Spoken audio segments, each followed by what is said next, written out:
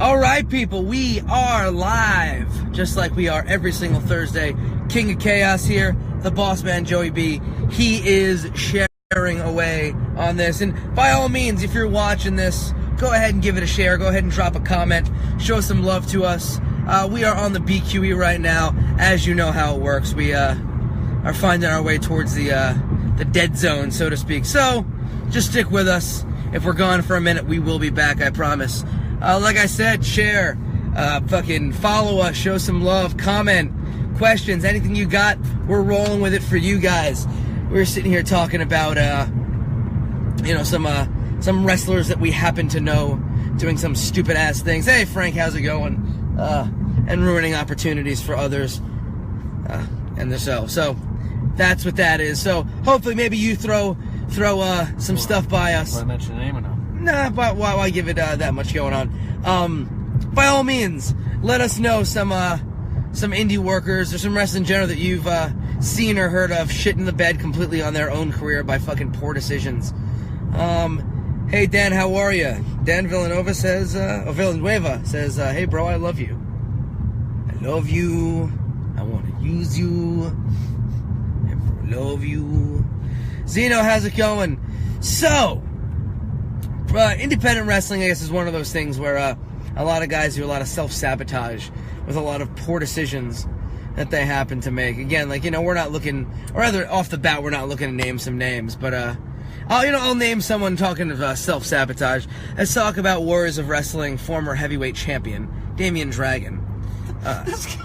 Bring this guy up. Yeah, why? Well, again, we're talking about stuff. A guy who, by all means was kind of, given free reign to run things within the company, run his own feuds, and be like a heavyweight champion. I mean, at the time, Damian was, the best worker that we had, without a doubt. And, had done the most, with the limited roster that we had. But, kind of didn't recognize the opportunities that were, getting thrown his way, and shit the bed, so to speak. Left with, nothing more than a whimper, and that's unfortunate, because I look, as a young guy in the business, mind you, I was, 3 years in, whatever it was, and, I looked up to the guy. It's not sad. Oh, I'm sorry. Joey B looks up to Bo Booger J. I'm sorry. Yeah. Learn everything. The Golden Terror, Joey's favorite. Yeah, big favorite. No, there's a guy, I look up to because he, had standing in the one company that I really worked for and had passion for, but, kind of see people making poor decisions, and you have to, step away and recognize that, if people are, bound to sabotage their own shit, by all means, let them do it, and learn from other people's mistakes. So, I don't know, I think Joe is, Tom Juba, Joey B looks up at everyone. That is correct. Tell Tom Juba to fucking go fuck himself, alright? That stupid, hope he got rid of that fucking hairdo already. No, he's keeping it forever. Oh, gosh. He looks like he's about fucking 50. I think Juba looks 50 from the age of, 16. Jesus, get rid of that fucking hair. Shave your head. You look like a fool. Sorry, Juba. Sorry for the comments of the boss. Fool. Now, anybody else that curly, too. Anybody else that you've seen shit the bed, so to speak, and to kind of fuck up their own opportunities? I'm sitting in a small chair right now, too.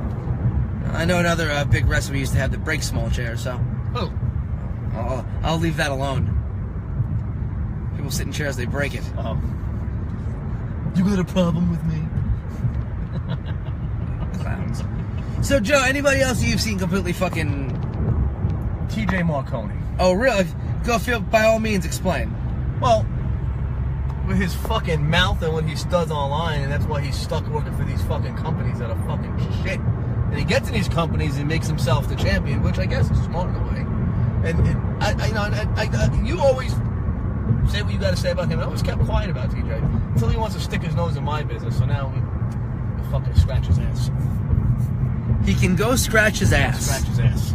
I don't believe I've ever heard that expression from you, Joe. There's a lot worse things that I've heard come from his mouth. I'm being PG. And it's surprising you're being PG. Except when I talk about Tom Juba, he can go fuck himself. There you go. Tom Juba go fuck himself. Everyone else, go scratch your ass. Scratch your ass. Makes sense. Go kick rocks. Kick rock. Oh, Jesus, I'm losing it today, guys. No control over this. Yeah, that's another thing that you see all over the place. I I guess it kind of, I don't know. It drives me insane, finding guys who do, I guess, weasel their way into booking positions. There's a lot of places that won't book him anymore. That's true. Plenty. What's going on, Michael? Yeah, no, but that's the nature of the fucking. And these are places that were giving him a nice little run or whatever you want to call it, a nice little push in the company. And I'm not only talking about Warriors Wrestling, because the problem wasn't with me, it was with you. But he had problems elsewhere, Dennis. Whatever. I'm not going to say their names. The problem wasn't necessarily with. No. Don't put this on me. I'd rather not fucking pull the curtain back that much. But this was somebody trying to, again, book himself in a top position. You saw fucking through it. Don't lie. You saw through it. Right. Yeah. And that was what happened. It wasn't me going, fuck this guy. I'd said that plenty of times. That wasn't the point. It was, again, the same fucking weasel my way in. Bringing in his friends. But that got kiboshed right off the bat. Right, but you could see through that shit. When he's trying to book himself to win shit, when he's trying to book himself on top and then tries to bring in his friends, that's how it works. And it's, again, it's plenty of fucking people who do this kind of shit. You play big fish in a small pond, that's what ended up happening. It's, not one singular person. There's a lot of fucking people who do this kind of shit, and it's fucking depressing. I mean, shit. Who the fuck wants to do that? I mean... Who else? Because you see more people than me, so who else does that? I mean, honestly, I don't think I work anywhere where fucking that shit happens. Gotta be somebody. I'm trying to think. Like, honestly, I'm thinking of... let's put things together for, like, the companies that I'm working for in the next couple of weeks. Tomorrow I'll be at Five Borough Wrestling, and there's not anybody cozying up to fucking, the people, the powers that be in that company at all. I mean... The match tomorrow night is Mike Verna versus Darius Carter versus Anthony Gangone, which is going to be a fucking banger. That's going to be pretty badass. But, none of those guys fucking play any kind of horseshit. Can't block my mirror. I'm sorry, I'm blocking the boss's mirror. Verna is a guy who's busted his ass and he's fucking in Brooklyn. He's a superstar. Darius Carter shows up to kick ass, doesn't play any fucking games. The same with Anthony Gangone. And there's a reason why those guys are where they are, and it's, not because they fucking play politics, it's because they are fucking talented. And that's the reason that you should want to fucking be places. Fucking go Saturday night to Pioneer Valley Pro, where fucking, again, it's like a family. Fucking, there's no politics, if anything, going on over there. If there isn't none now, there will be. Where? Just anywhere. They're just the nature of the beast. Well, so here's the thing. It's the nature of the beast for companies where somebody in charge has no fucking clue. Let me ask you a question. Okay. In the beginning of Warriors, was there politics? I don't know. I don't think so. Okay. No, there was. There was. So what is it? It was Kaplan fucking trying to book himself in fucking garbage matches because that's all he could do. Okay. Well, is that considered politics, though? Yes. Or is that protecting himself? No. Well, protecting yourself is also politics. Protecting yourself so that you... I mean politics as far as book my friend, book me as a champion type thing. Well, here's the thing. In the early stages of Warriors, none of us had friends in the fucking business. All right, so as Warriors go on, was it politics? Absolutely, Damian Dragon. Okay, and then we got rid of it. Right. And it was peaceful for a while. Mm-hmm. And then somebody else might have done politics, play politics, and then it might have been peaceful for a while. Like I'm saying, nobody's immune from it. No, it'll pop in, but I think the thing, and again, speaking because I know how PvP works, Hammer Tunis doesn't fuck around. He's as old school as it gets. You'd fucking get along really well with him, actually. Okay, so you're saying the same about me, but that doesn't stop people from trying. Right. The thing is, he's very, very, legitimately, I'm the only guy from New York that he brings down. Everyone else there is local guys, and they're all super close, and they're all looking to build the company instead of fucking build themselves. I mean, that's one thing, again, PvP has a lot of the same characteristics that early Warriors had, where it's literally like, it's us versus them, and we're gonna go out there and we're gonna fucking just kick ass for the show, for the benefit of the show. Which I think is great. It's one of the things I really enjoy about that place. Capital Wrestling, there's a ton of people running shit, and I don't think anyone's sucking up to anybody. They're fucking running a pretty tight ship in terms of everything. Keep your eyes on the... Go fuck yourself, you fucking guy. Joey, get along with someone... Oh, yeah, that's it. There's a few people he gets along with. Not Juba. We have our moments. Not Juba. So where else am I going to be? Fucking... There's a lot of shit, again, fucking Warriors. Now, again, if it comes down to Warriors, it gets fucking nipped in the bud real fast. I don't like nobody. Sure. Juba, now he's got me in a bad mood. Sure.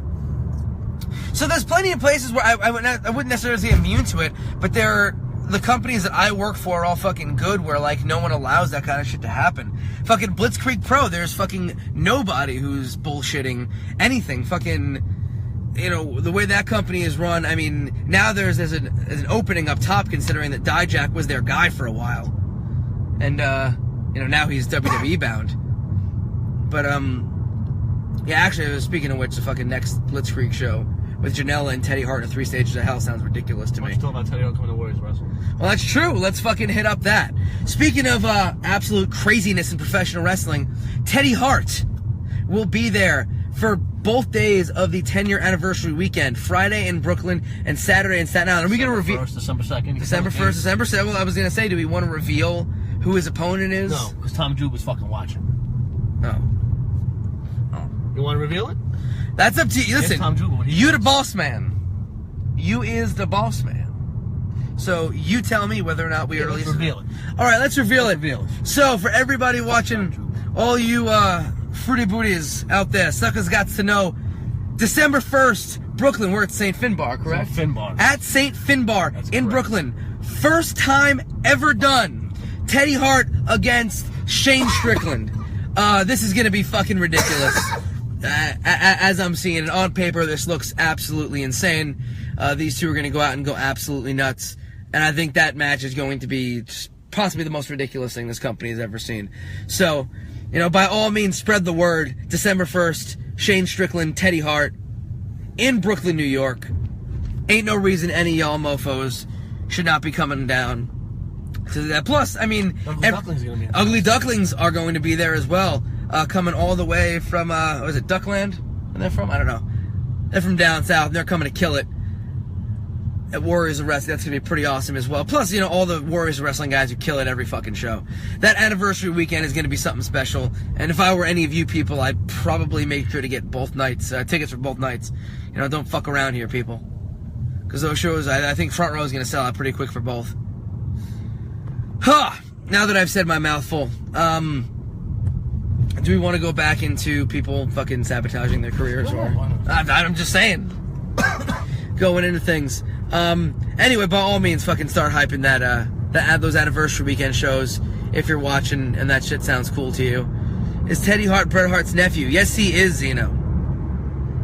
Son of Georgia Hart and BJ Annis, I believe. Correct? Some Annis, I don't know what his first name is. BJ, I believe it was. Zeno, if you haven't seen any of Teddy Hart's stuff, look him up. He's ridiculous.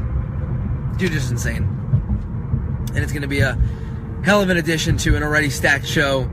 So, by all means, keep an eye out for what's going down in December for us. As we cross the Pulaski Bridge here into Long Island City, Queens. We can continue on the ideas of, or the notions of politics in professional wrestling. It's usually, again, a lot of the really fucking shindy companies where somebody does not have a clue who's running things. TJ, it's all these companies like that. Again, I'm just saying, it's usually a situation like that where the guy has no clue and then somebody understands how to fucking swoop in and do that kind of shit, which is really what people had tried again with Warriors when Damian tried getting all of his people booked and all that kind of horse shit. Levin was another guy that did shit like that. There you go. Yeah. But again, people try and swipe in. Or try to stop people from coming in. Stopping people from coming in? Oh, yeah, I mean, that's... I think that makes absolutely no sense. I mean, if there's a reason to not have somebody There was a reason. I'll tell you why he didn't want them to come in. Because it would expose his girlfriend. That's why. Oh, well, certainly. But they weren't working her, were they? Yes, they were. Oh, really? It was a LW, the Twisted Sisters, and me and Jessica were the chick camps. Oh, right. That would expose them. Because the Twisted Sisters could work. And Jessica could do 2 moves. The match is online. Go watch it. YouTube.com/WWE. The real question, how quickly did you blow up? Not that match, I didn't blow up. There you go, as I die here. Yeah, I think, I mean, there's certain reasons to hold people back from, coming into a company, especially if, you've got some kind of... He quit. Remember, he quit because of that. Again, I pay no attention to a lot of this shit. If there's a legitimate reason, but I mean, I remember, so we were trying to build warriors early on, and we had a very limited like scope of like people to bring in because we didn't fucking know